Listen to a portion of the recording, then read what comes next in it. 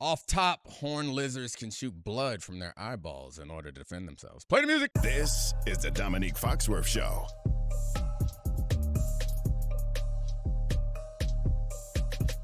All right, welcome to the Domonique Foxworth Show. We are joined by a special guest who I'm sure is awfully weirded out on how we start our show with weird facts. My man, Tim Legler, my favorite NBA Jam player of all time. I'm not just kissing up. I used to put Juwan Howard on the bench and pull threes with Tim Legler and Chris Webber back in the day. I love it, man. Hey, NBA Live 95, I don't think I missed a shot in that game. I don't know what was going on with the programmers in that game, but I did not. I've had more people over the years come up to me and say, man, loved you at NBA Live 95. Like, I couldn't lose with you, so I feel what you're saying, man. How cool. Like, Charlie's the only one who's never been in a video game, but it was pretty awesome. Like, it's pretty cool to see your name and see somebody who kind of looked like you in there cooking. Charlie is the co-host. Welcome, Charlie. Thank you. Yes, I was not in a video game. Thank you for. It's not too late, man. You could get in something they might do, like a podcast video game. Like getting an NBA 2K where I just give a scalding hot take that they play to inspire someone in my career mode. Listen. That's got to be coming next, right? Where you have that kind of commentary going on during the game, like hot takes, guys yelling at each other, all kinds of stuff. They got career mode, and you're going to be the guys washed up.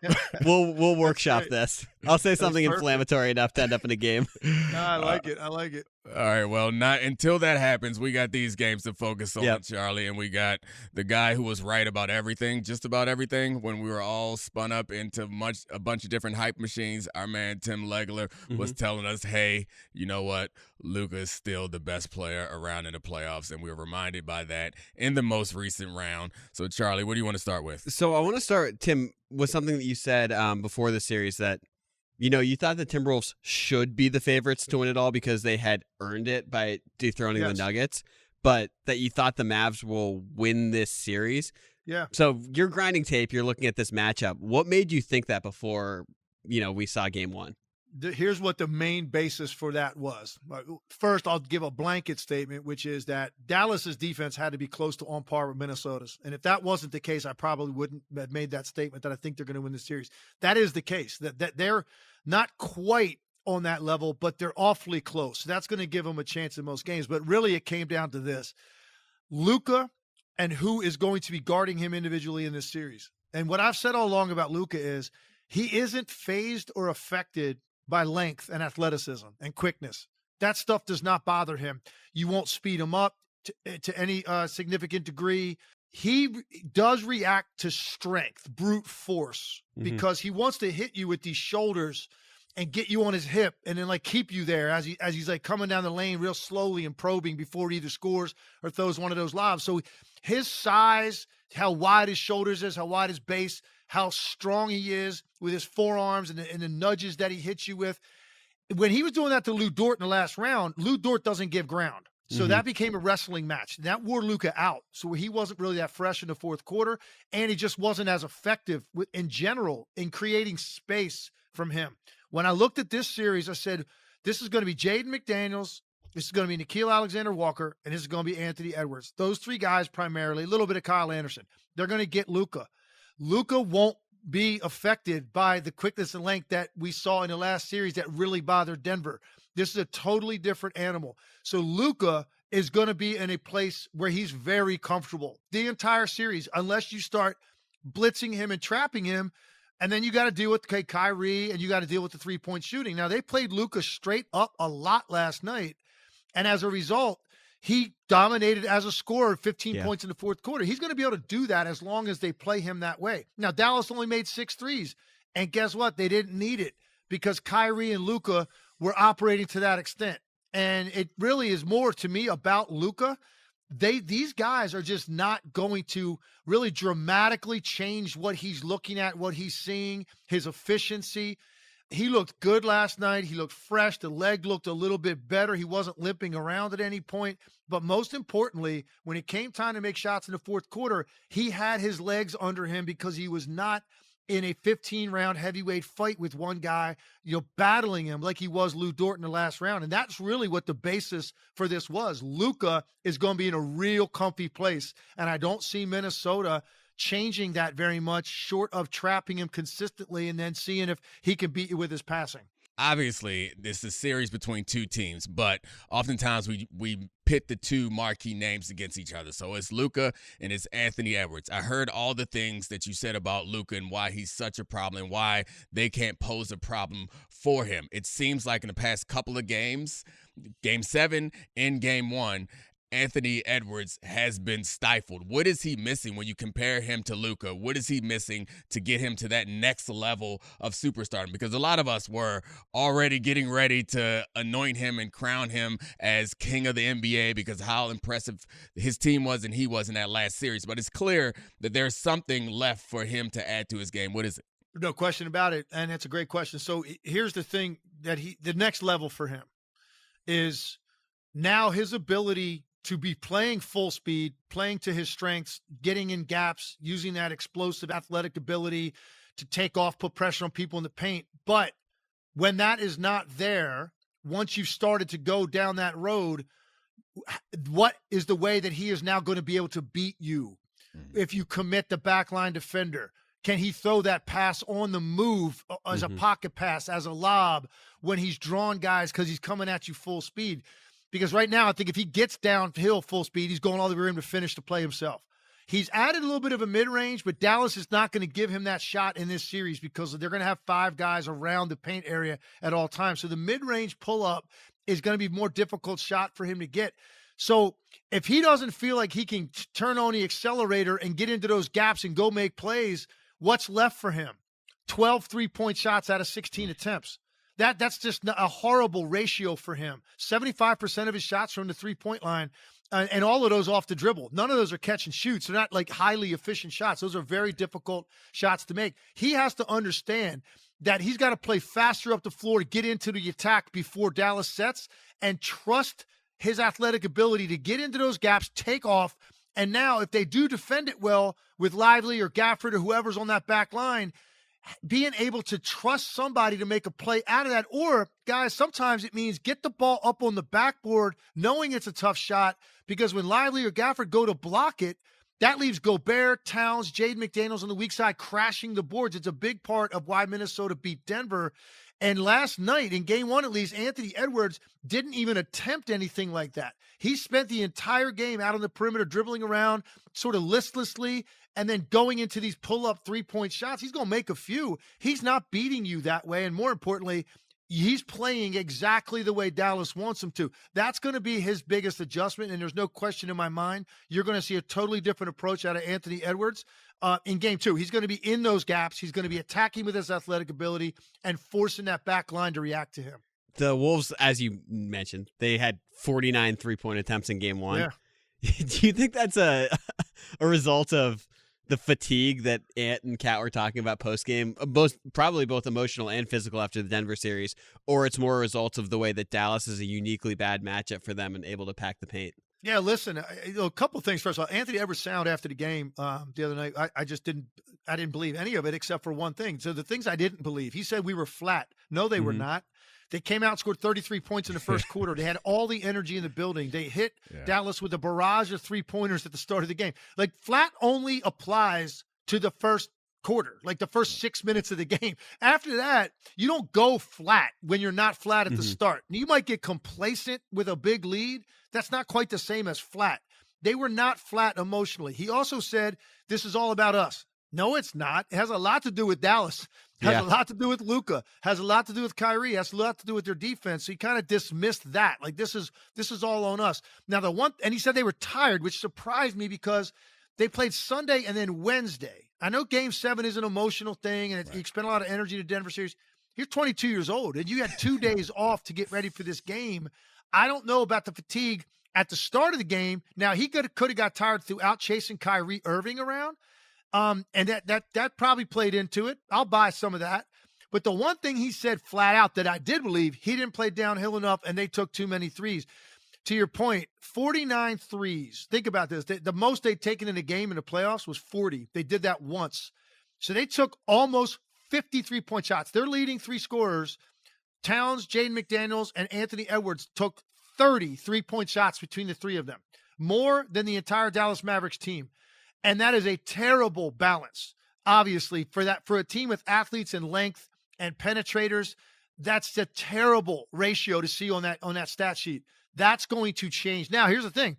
Why did it happen? Dallas employed what I call Giannis defense. Mm-hmm. One guy on the ball at the top, two guys at the elbows, two guys on the edge of the lane underneath the basket. That's exactly what Giannis saw in the Toronto series the year they got beat by Toronto after winning the first two. Toronto went to that exact defense, and Giannis didn't really have a solution for that. And neither did Minnesota last night. Dallas basically said, take as many threes as you want. Some will be contested, some won't. You aren't beating us from out there. And they were right. They were 11 for 25 in the first half. They were getting bombed out a little bit. 7 for 24 in the second half. It caught up to Minnesota, while Dallas at the same time was executing with Luka getting where he wanted to in the little middle area of the floor, 15, 18 feet at the rim, much more efficient shots. Minnesota was stuck in this three-point mindset, and they're not good enough three-point shooting team collectively to win games that way consistently. And that's the one thing Anthony Edwards did say that I agreed with. I'm sorry, I'm grinning like a goofball, but it's clear that we're getting playoff legs because we asked you one question and you answer like 6 of them. So I want to take us back because a question that I wanted – don't apologize. Question that I wanted to ask you, I didn't mean like you're going on too long. I mean, you're actually giving a ton of information in a short period of time, but I want to break some of it up. A question I was going to ask you that you answered already was, what should we look for as far as adjustments for the Wolves into this game? And a couple of things that I kind of jotted down that you mentioned. So it's not just tactical, but personnel. I want you to go through those adjustments. So one of the things that you said is Ant needs to get into his action faster. He also needs to pass while in motion, to be able to pass out of that in motion and use the kind of oversetting of the Dallas defense to his advantage and get a shot up and understand that your team is going to be better positioned to rebound it and get putbacks. So aside from those 3 things, are there other tactical things that you would expect or other personnel adjustments that you would expect to set them up to figure out how to have some more success on offense? Well, a couple. First of all, of the 49 threes that they took, I mentioned a number of those were open, and some of those were off turnovers, transition. They got out, they had numbers in the open floor, and a guy runs to the wing and shoots 3. There's not much you can do about that. Some of those, though, were against closeout defenders that I believe can lead to potentially maybe an up fake, and as the guy is coming out to close out, put it back on the floor, get into the lane, create another draw and kick opportunity, or get into the lane, get something up on the glass now that you've got a defender in your rearview mirror, and take advantage of all of that athletic ability and size on the offensive glass. It wasn't a factor in this game. And they just took every three-point shot that was presented to them, literally the entire game. Anything that Dallas was serving up, they took. They just couldn't wait to taste. It was like literally catnip, dangling catnip in front of a cat, and they couldn't say no to it. They took them all. 49 threes. I mean, that's a number that when Golden State in its heyday, we would have said, my goodness, they're getting them up. Like, not Minnesota. And so I think they can attack closeout defenders better rather than just take the first one you see that you like. Understand that's what Dallas wanted. We're not going to settle for that. We can beat some of you guys off the dribble, get back into the paint, and wreak some havoc. So on that end, I think that's a big part of it. You already mentioned Ant, so I covered that. On the other end of the floor, I am finding it interesting to see what are they going to do with this Luka problem, because this isn't going to change unless you take the ball out of his hands. So I want to see, do they start to selectively hit him a little bit more early in the possession when he gets that first ball screen? Because very few possessions do not have Luka Doncic getting a ball screen. He's going to get one at some point, and he's going to read it, switch, go over to the top hedge, and now I know how to attack you. Do you just start blitzing it a little bit? Have him get it out of his hands. Obviously, you're paying a lot of attention to Kyrie, but do you live Minnesota with P.J. Washington taking 10, 12 threes? Derek Jones, you can have 6 or 7 if you want. How many you want? Take them. Josh Green, go ahead, man. You can have 5 or 6. They only took 26 threes in the game. Yeah. That's a low number by NBA standards in general, but certainly for the Mavericks, they only made 6. Yeah. The fewest threes they had made in a playoff game prior to last night was 9. Every other game was double figures. 6 is an anemic number by today's standards, and it shows you the quality of looks they were getting in the paint and in the mid-range. And that is what Minnesota has to try to affect. Make the ball travel around the perimeter and end up with a three-point shooter that maybe is not as comfortable as Luka at 18 feet, or Kyrie with a live dribble, doing what he does and getting to the rim. So I think Minnesota's got to make that decision at some point. Yeah, I mean, they had 4 threes until those 2 step backs from Luka, which were like killers at the end of that game. I mean, the thing that I thought was really interesting, watching that game, you could actually feel how the Mavericks were dominating the paint against a team that was so big. The Mavs outscored the Timberwolves by 24 in the paint. They shot 63% in the paint. And a lot of that is Kyrie didn't settle at all. It felt like he was at the rim whenever he wanted. Of course, his handle's sick. It looks awesome when he's making these layups. But we saw him be deferential at points in the first round, or in the first and second round. And we saw him dominate at different points. Game 1, he was dominant. He was ultra aggressive. And my question about this is if you get that version of Kyrie all series, are the Mavs just better if he's playing that way? Yeah, I mean, yes. And here's that's the simple answer, and here's why. At the end of the day, you're talking about Luka Doncic already is one of the most dominant offensive players that this league has seen. And that's not just me just being that's not hyperbole. Mm-hmm. You're talking about a guy that statistically this year created more offense than any player ever has in the history of the league between scoring and facilitating. And it's not just raw assist numbers. It's like half of those are threes. So do the math on it and what this guy's accumulating every night and to the extent to which he's controlling the game offensively. And then you pair him with one of the best offensive players of his generation in Kyrie Irving, who, when he's in an aggressive mindset, there is no real answer for, and he was like that last night. And it was funny. They were having some fun after the game. Was this about Anthony Edwards saying his name in the interview after Game 7? I don't know. They had some fun with it last night on the set. They asked him about it because you rarely hear a player that just finished a series in an interview mention the name by name of a guy in the next series. Like, you don't hear that very often, but Anthony Edwards did it. And Kyrie kind of said, yeah, it kind of got me, raised an eyebrow a little bit. I was like, okay, you basically said, you want to guard me? Okay, this is what that looks like. And I think it maybe did get him going because the last 3 or 4 first halves, he's been absolutely quiet to the point where I thought too quiet. That wasn't the case last night. And if he's in that mindset of catch, attack, go all the time, raw, eat, throw me a steak, I'm going to eat it. Like that mentality, yes, they are better because they've got 2 guys with a live dribble that can score from anywhere on the floor. Minnesota has one of those. And that's a big difference considering the defenses are very similar. The difference in the guys having a live dribble that can escape, take the ball anywhere, and have an answer for anything presented to them because of their handle and shooting ability and finishing ability, yes, they will be, if Kyrie continues to play with that aggressive mindset. Yeah, I think Ant might have added a little fuel to the fire, but I don't think that he's going to learn his lesson. I think Anthony Edwards is still going to be cutting wrestling promos every time he gets a microphone in front of his face. I think the defense, we didn't talk much about the Mavs defense, and specifically Luka and Kyrie. I think coming into this year's playoffs, I remember I've talked about this with Charlie, I discounted the Mavs defense because I just assumed that with Luka and Kyrie, they're going to have a trash defense. But they've been really good since the trade deadline, and I want to hear your take specifically on Luka and Kyrie playing defense in this Game 1. Yeah, listen, I love that technique. Listen, you were right, by the way, if you thought there was going to be a trash defense, because I thought the same thing. I'm like, well, this isn't going to work. Like, you can't have 2 guys paired together guarding the level of talent that you have to at those positions in the NBA, and it's just not going to work. And it wasn't very good at first. Mm-hmm. They added Lively this year at the start of the year, so that was already a little bit better. You had Derek Jones, so you had 2 guys like that. That's not enough to get Luka and Kyrie to buy in that they are not the weak link. If you got 2 of them, there's a couple other weak links out there too. So that there's always like the bailout for them to be compared to somebody, right? I don't want to be the guy that let us down. When you added PJ Washington and then you added Gafford, now you got 4 guys that are playing like that, bouncy legs, all over the place, contesting everything, limitless energy. You had no choice but to get Kyrie and Luka to buy in at that point because then they would be the reason. And I think that the sacrifices they have made and the commitment they've made to try to change that narrative, I give them both a lot of credit because that is not something that's easy to do for guys that are scorers and have never been asked to push it to that extent.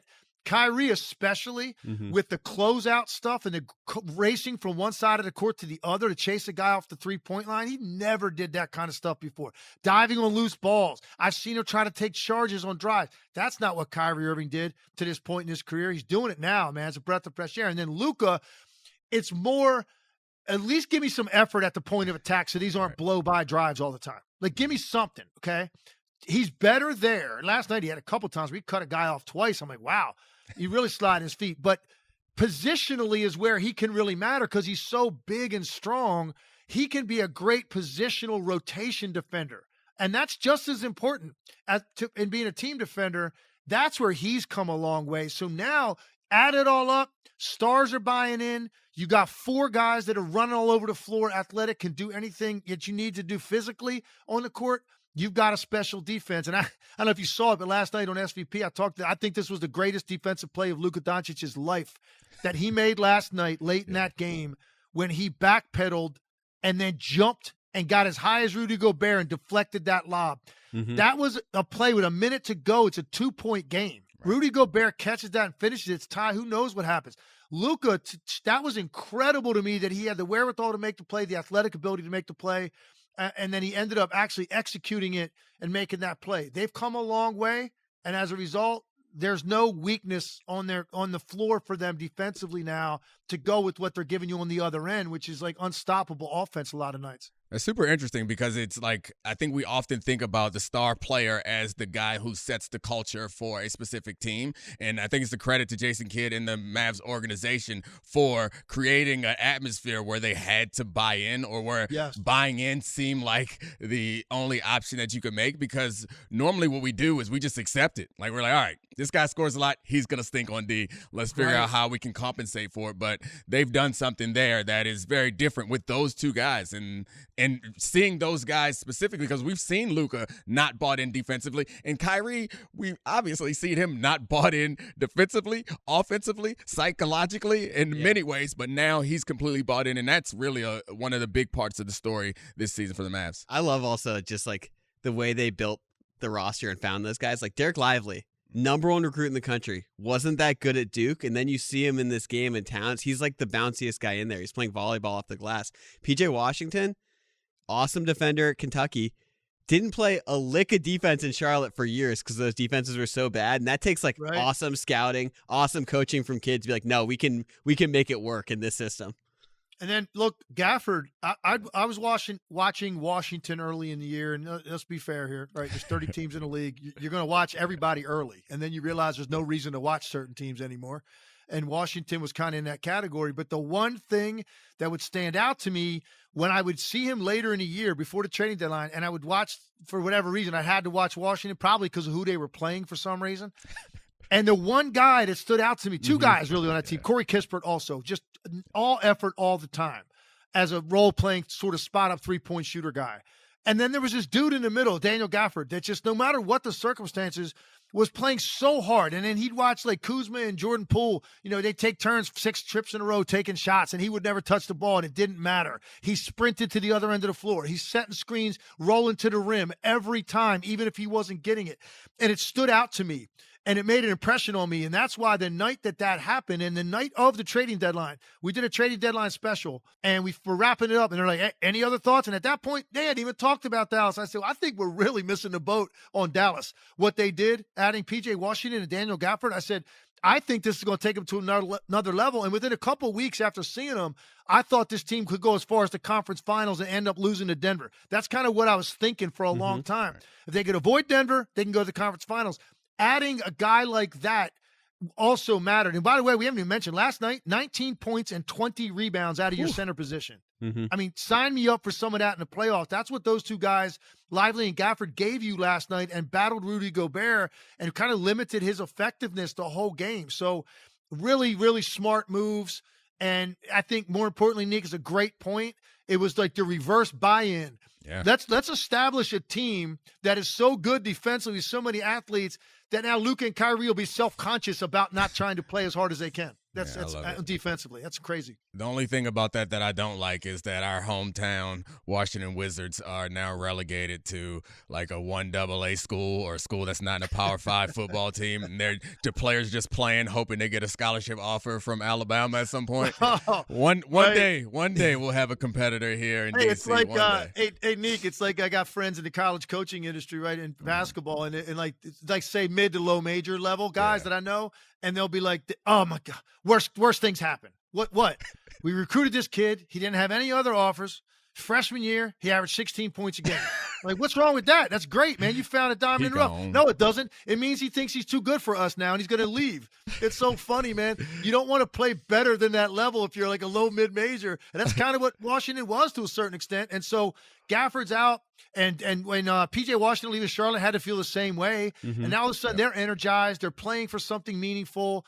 All of the offensive responsibility is completely off their plate. Kyrie and Luka got that. Just do these things, and you will become a household name because we have a chance to contend for a championship. It's funny how well built this team appears now, and I didn't feel like in both of these teams. It's an interesting takeaway from this Western Conference Finals is the trade for Gobert. It was like, how's this going to work? This isn't going to work out. This is a terrible idea. That's how I saw it, and we see it working out. And the same thing with the Kyrie, and I understand that Kyrie was essentially replacing Brunson, but we saw that team with Brunson. It was like, all right, that's not a championship team. Committing to Kyrie in the state that he was in mentally. That's it. Yeah. And we didn't know if he was going to be in the NBA a year later. Yeah, true. But committing to him there, but even if you knew that he was going to play well, I don't know that anyone looked at that and was like, oh, now you have a championship roster. I just think it's an interesting takeaway that now the two best in the West are teams that at the beginning of the season, I don't think very many people would say this is a roster that is built to win. Like, it's mind-blowing to me. It's shocking that we all could have been wrong about this. There's no question about it. I mean, look, and that's why this series is going to be interesting how it plays out because, look, they got some veterans on that team that have played in big spots and have played in important playoff games. Rudy Gobert, Mike Conley, Towns even, but more those two other guys have played some meaningful playoff games. But the guys that you really are going to be counting on in this is a progression. And unfortunately, it's very rare that you just go ahead and skip the line. Yep. And don't go through. And I thought I'm joking about it after the first round. They're talking about, there's more of a progression. Well, we lost last year. How much losing you need to do? We got 20 years of losing under our belt, but that's the organization. That's not your group. And so you got to handle winning and you got to handle losing and you got to understand there's levels and layers to this. And there's certain guys you're going to face that you're going to have an answer for and figure out. And they did that in the Denver series. Very curious to see what they're going to come up with against these two particular dudes. And honestly, really this one dude. Because Luka can control the action unlike really any other player in the NBA. LeBron at his best would probably be in that category. At one time, James Harden was kind of like that in Houston. But Luka right now controls the game on that end of the floor to a higher extent than any other player in the NBA. It's so funny seeing Kyrie in this situation because I feel like he was always destined to be a shooting guard where he can get elevated by having like a big wing that can run the point and take those responsibilities. He just looks drastically different than Boston or Brooklyn Kyrie. It's interesting just kind of go through the timeline with he was in the perfect spot in Cleveland. But next to the guy that basically Luka, right? It was LeBron. Yeah. And stay in your lane, just go ball. I'll lead. I'll set the table for everybody. I will answer the questions after the game. I will be the face of the franchise. Just go play, man. In about 6 minutes of every half, it's going to be your show. Just go do your thing. And he thrived. And then he was like, you know what, man? I think I can do this myself as the top guy. So I want to go to Boston. And then he got there and he saw these young guys, and he's like, wait a minute, I got to lead them? Yeah. No, what do you mean? I just want to play. And they're like, no. You're now the top guy. You got to elevate these guys. And Kyrie was kind of like, nah, that's not really my thing. After a couple years, I want out. Goes to Brooklyn. I don't even want to get into that. That's a disaster. And guess what? Here he is, right back in the same perfect spot, that lane, next to that guy, so we can appreciate your talent for what it is, which is spectacular offensively. And that's what he's able to do now. And he's playing hard defensively. This is the most I've enjoyed watching Kyrie Irving in his entire career. So, this is going to be a really, really simple question. Are people being too hard on the Celtics? Like, when they win in blowouts, it's because the East stinks. When they win close games, it's disappointing because of how dominant they were in the regular season. Yeah, I think so. And I also think they're being, overall, I think Jason Tatum, sometimes I'm like, man, guys, 5 years in a row, he's averaged over 25 and 10 in the playoffs. Mm-hmm. I mean, the shooting percentage has come down a little bit. I get it, but it's like, man, that's still highly productive. It's not like he totally disappears. He's just not quite as good as he is at his best. So I think him, the Celtics, yes, I do. Look, it's not their fault who they've had to play. The most impressive thing for me about the postseason for the Celtics is this. First 2 rounds, they lose game 2 at home to 2 inferior teams. Miami has an epic shooting night. They get a win. And then Cleveland wins game 2 by 24 points, by the way. To me, the impressive part was what's next. Yeah. And you know what happened next? Rather than go in to now on the road, when these teams have you at 1-1 and let any noise start building, where this starts to become this anxiety thing now. Like, are you really going to get knocked off by one of these teams after winning 64 games? Are you really in jeopardy? And you know what they did in game 3 both times? Squashed it like a bug. Like, this isn't getting off the ground. And then they won the next 2 and closed it out. That's impressive, man. It's your response. It's, it's not clean every night. It's not been as crisp and sharp. I also think, listen, it's not a small thing that you don't have Kristaps Porzingis. Like, we don't even talk about it. Yeah. The guy averaged 20 points a game. He's one of the best rim protectors since he came into the league. He's one of the best rim protectors in the NBA. He is a spacer that allows Tatum and Brown to have more room to operate because he spaces at 27, 28 feet, not 24 like Al Horford. That matters. And we're just not even discussing the fact that he's not there. That matters, man. So they're not clean. It's not as crisp. It's not as perfect as you want it to be for a team that won 64 games. But their responses, even stealing game 1 and having the wherewithal after Indiana gagged it up, you jumped all over it and you got the win. Their responses have been what I'm looking at. Gotcha. Eventually, they're going to run into a team. It's probably in this series. I think Indiana can go toe-to-toe with them and make this a long series. Certainly in the finals, whether it's Minnesota or Dallas, that's now where it's going to need your best, and they're going to have to respond to that. But up to now, let's just judge them based on their responses to adversity, which so far have been pretty good. All right, Lex, we appreciate it, man. That was outstanding. Hope to have you back again sometime soon. Thanks a lot. Anytime. Love coming on. See you guys soon. All right, we'll be back with a little bit of football. All right, welcome back. Now it's time for a little bit of football with Charlie Kravitz. What's up, Charlie? Yo, so I have a question that has been all over the interwebs. Okay. Which is Lamar Jackson. Yep. Our guy.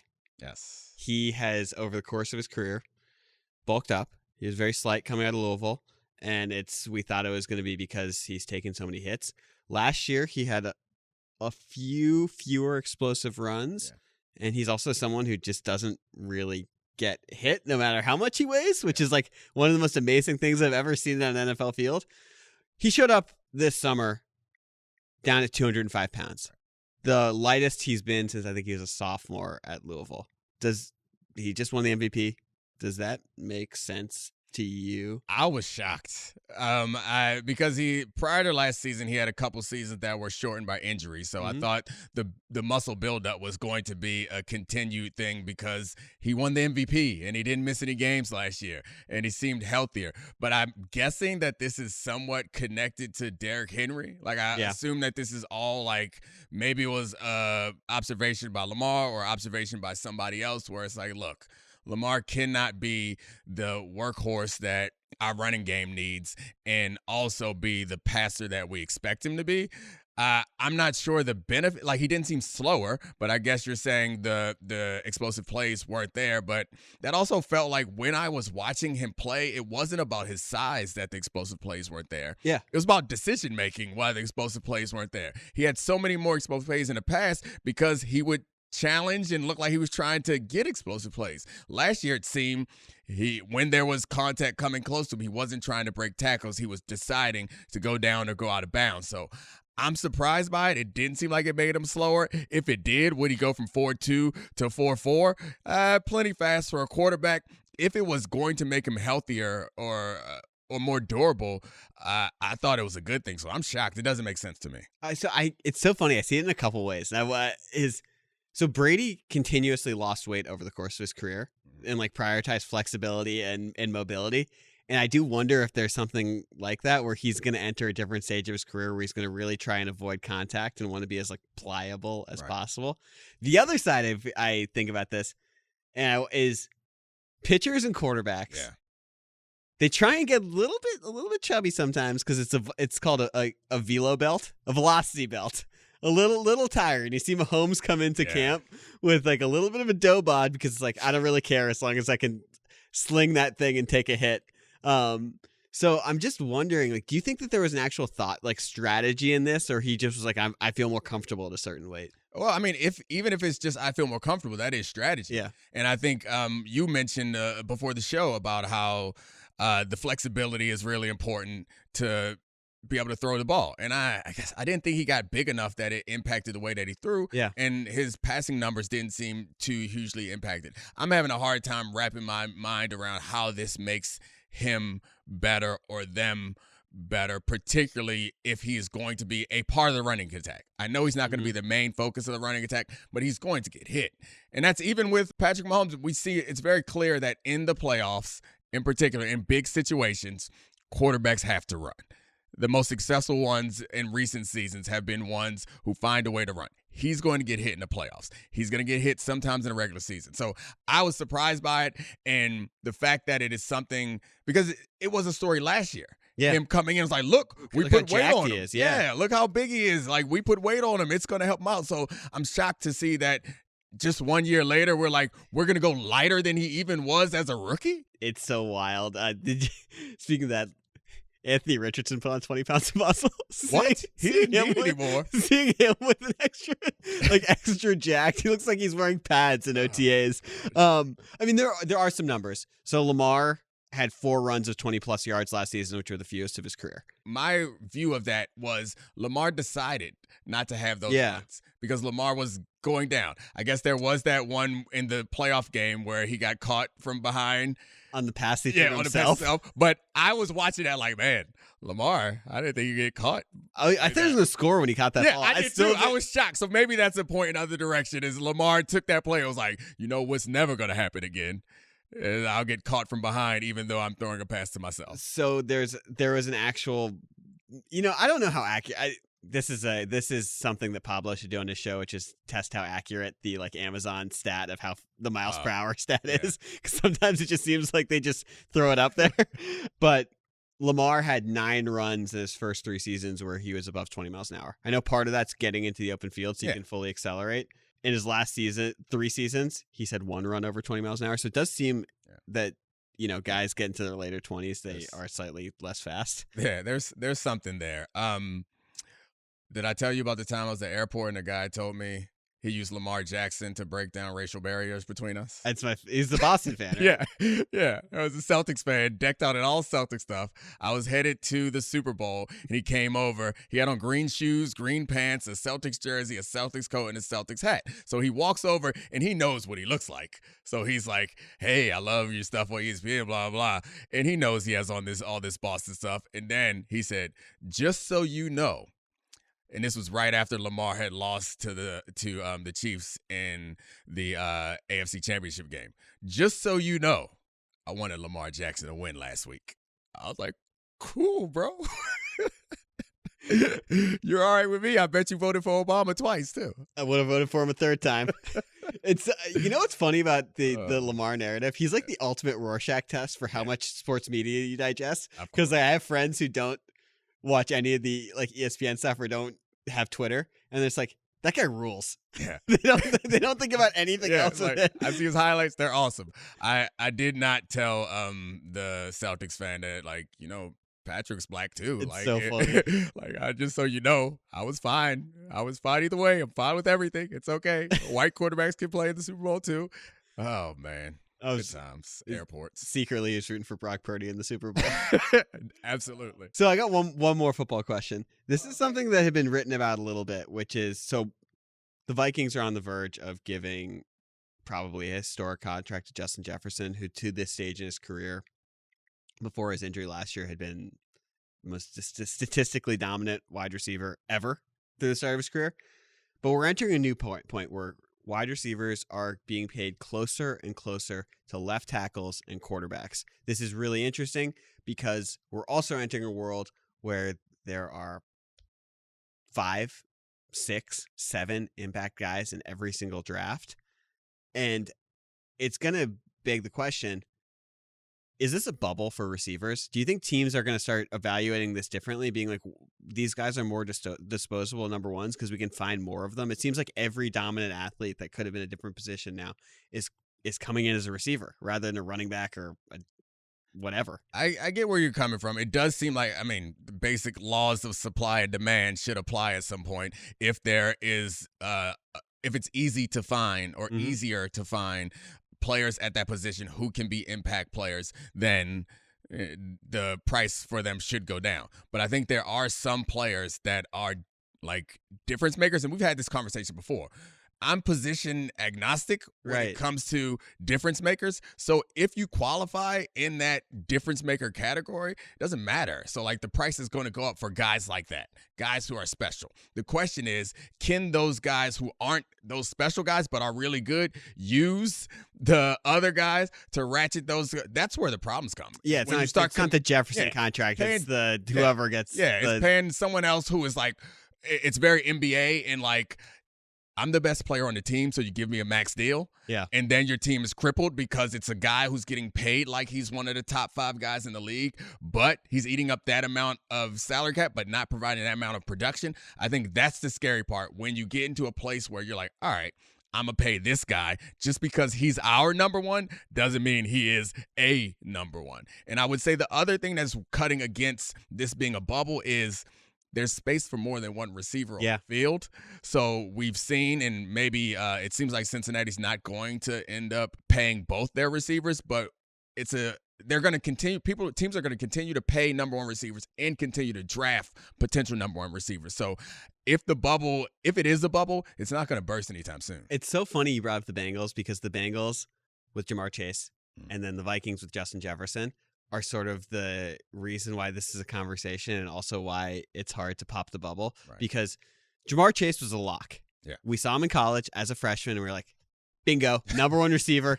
Like something would have to go terribly, terribly wrong for this guy not to be awesome. Justin Jefferson was like the 6th or 7th receiver taken in his draft where you're seeing randomness. Like you're seeing, DK Metcalf go in like late in the second round. AJ Brown go late in the second round. Tyreek Hill the coolest would go even deeper. Yeah. And so in this draft in particular, you had a ton of guys late first, early second. You count Amon Ra in that conversation? Definitely. Too? He's like Puka, Cooper Kupp, where this is your account where he's not an X, but he's still really good. Yeah, exactly. But that's to me why it's harder to replace these guys because I'm sure Marvin Harrison Jr. he falls into the camp of Jamar Chase. Right. We know what we got here. But outside of that seems to be something that's coming around every 2 or 3 years where the rest of them are kind of quarterback dependent in a crapshoot. I think the important thing for any team is to have a philosophy. And I think your bubble idea, it does seem like there is somewhere where a team could see an opportunity to zig where everyone else is zagging. It's like, we're going to be the team that doesn't pay for a true number one, and we're going to trust that we can find one in the draft.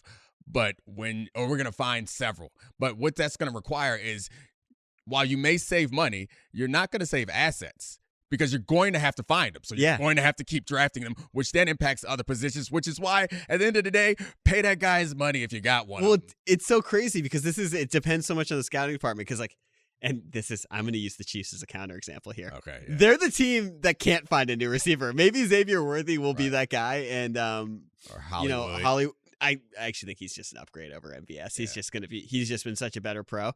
But they won 2 Super Bowls without Tyreek, so it's like hard to say that they've made any mistakes with this. Still, they haven't been able to replace his production. The other side of that is Green Bay, where they traded Devontae Adams at the peak of his value, and they've been able to build the youngest receiving room in the NFL, and those guys are all awesome and different, and they built it like a basketball team. They have mini Debos, they have a mini DK and Christian Watson. Like they have all these type of guys that really fit and are cheap. And I don't know how they do it, how the Steelers have done it, but if you can find that process, that seems like a way to go. Yeah, I mean, find good players. Yeah, novel idea. We are cutting edge right now. If you can hit 100% on drafting your Devontae Adams replacements. You can also go from Hall of Fame quarterback to Hall of Fame quarterback to really other good quarterback. You're doing it right. If you can possibly draft Patrick Mahomes, hey guys, it's good. Then you don't need receivers. It's good to mess up on receivers. You can draft Patrick Mahomes and pair him up with Travis Kelce and then nail a bunch of defensive picks. I think we got this football thing figured out, guys. Anybody give us a call. We'll consult for you. Bottom line is draft well. Anything else to talk about today? That's great. Yeah, that was an awesome show. Thanks a lot, Charlie. You were fantastic. Thank you to Podville. I love you. Also, my great producers, Serafina, Megan, Kevin, Brian, and Cortez the Parakeet. We out. This is the Domonique Foxworth Show.